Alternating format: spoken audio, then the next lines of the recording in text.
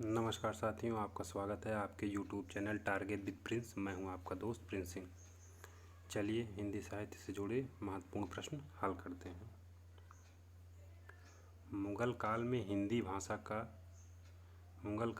हिंदी भाषा पर प्रभाव डालने वाली भाषा कौन सी थी? फारसी, अंग्रेजी, चीनी, जापानी। कौन सी? फारसी। नेक्स्ट क्वेश्चन,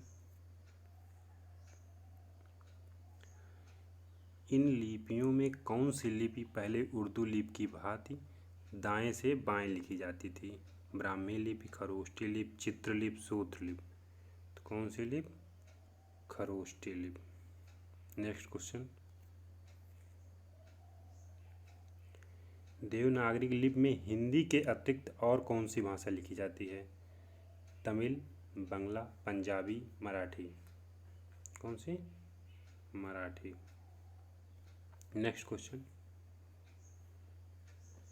मेवाती हड़ौती बोलियां हिंदी की किस वर्ग की बोलियों में आती हैं? पहाड़ी, राजस्थानी, बिहारी, पश्चिमी हिंदी।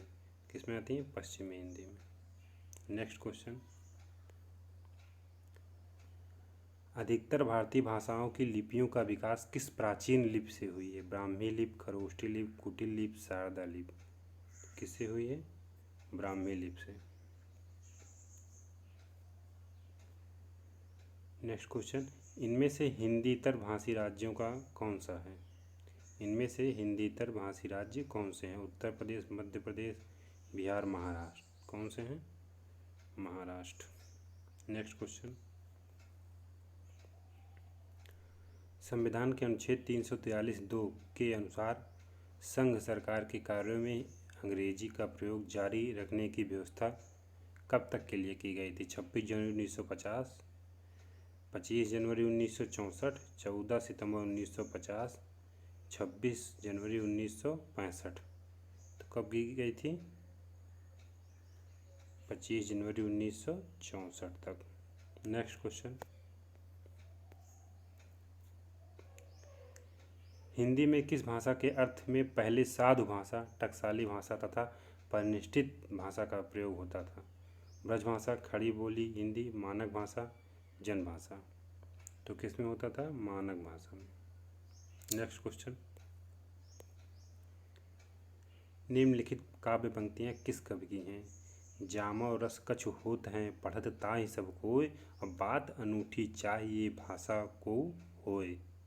भारतेंद्र हरिश्चंद्र, सत्यनारायण कविरत्न, जगन्नाथ दास, मैथिली शरण गुप्त। तो कौन से हैं इसमें? भारतेंद्र हरिश्चंद्र। नेक्स्ट क्वेश्चन, हिंदी खड़ी बोली गद्य के विकास में किस साहित्यकार ने महत्वपूर्ण भूमिका निभाई? सदल मिश्र, मिश्र बंधु, ग्रियर्सन, अमीर खुसरो। किसका था? सदल मिश्र। सही है इसमें। नेक्स्ट क्वेश्चन,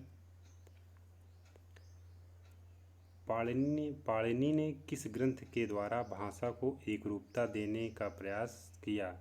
अष्टाध्यायी, महाभाष्य, योग वशिष्ठ, बृहस्पति, नीतिसार। अष्टाध्यायी के माध्यम से। नेक्स्ट क्वेश्चन,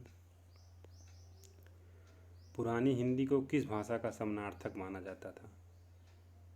प्राकृतिक, अपभ्रंश, पाली, लौकिक। अपभ्रंश। तो पुरानी हिंदी को किस भाषा का समानार्थक माना गया? अपभ्रंश से। नेक्स्ट क्वेश्चन, पश्चिमी हिंदी का उद्भव किस अपभ्रंश से हुआ? शौरसेनी, मागधी, अर्धमागधी, पचासी। तो किससे पश्चिमी हिंदी का विकास किससे हुआ? शौरसेनी अपभ्रंश से। नेक्स्ट क्वेश्चन, पूर्वी हिंदी की बोलियां अपभ्रंश के किस रूप में विकसित हुई? मागधी, अर्धमागधी, शौरसेनी, पैसाची। तो इसमें कौन सी सही है? अर्धमागधी। पूर्वी हिंदी का विकास अर्धमागधी से हुआ। भाषा विज्ञान के किस खंड में पद से वाक्य बनाने की प्रक्रिया का वर्णनात्मक, तुलनात्मक, ऐतिहासिक दृष्टि से अध्ययन होता है? पद विन्यास, ध्वनि विन्यास विज्ञान, वाक्य विज्ञान, अर्थ विज्ञान। तो किससे होता है? वाक्य विज्ञान से। नेक्स्ट क्वेश्चन, पाली प्राकृतिक भाषाएं किससे विकसित हुई? लौकिक संस्कृत, पुरानी हिंदी, सौरसेनी, वैदिक संस्कृत। तो किससे हुई हैं? वैदिक संस्कृत से। नेक्स्ट क्वेश्चन, भाषा के संदर्भ में महात्मा गांधी ने किसका समर्थन किया? हिंदी, हिंदुस्तानी, हिंदुई, उर्दू। किसका किया था? हिंदुस्तानी का। Next question,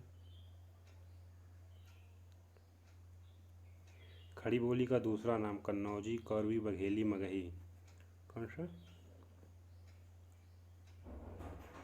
कौरवी। खड़ी बोली का दूसरा नाम कौरवी। नेक्स्ट क्वेश्चन, अवधी बोली का केंद्र स्थान क्या है? बस्ती, बाराबंकी, बहराइच, अयोध्या। कौन सा है? अयोध्या। नेक्स्ट क्वेश्चन, खड़ी बोली का प्रयोग साहित्यिक हिंदी खड़ी बोली के अर्थ के अतिरिक्त किस अर्थ में होता है? शुद्ध के अर्थ में, दिल्ली मेरठ के आसपास की लोक बोली के अर्थ में, लोक साहित्य की भाषा के अर्थ में, लोक गीतों की भाषा के अर्थ में। तो किस में होता है? लोक, दिल्ली मेरठ के आसपास की लोक बोली के अर्थ में। धन्यवाद। आज इतना ही। वीडियो अच्छा लगा हो तो लाइक, शेयर और सब्सक्राइब करना ना भूलें।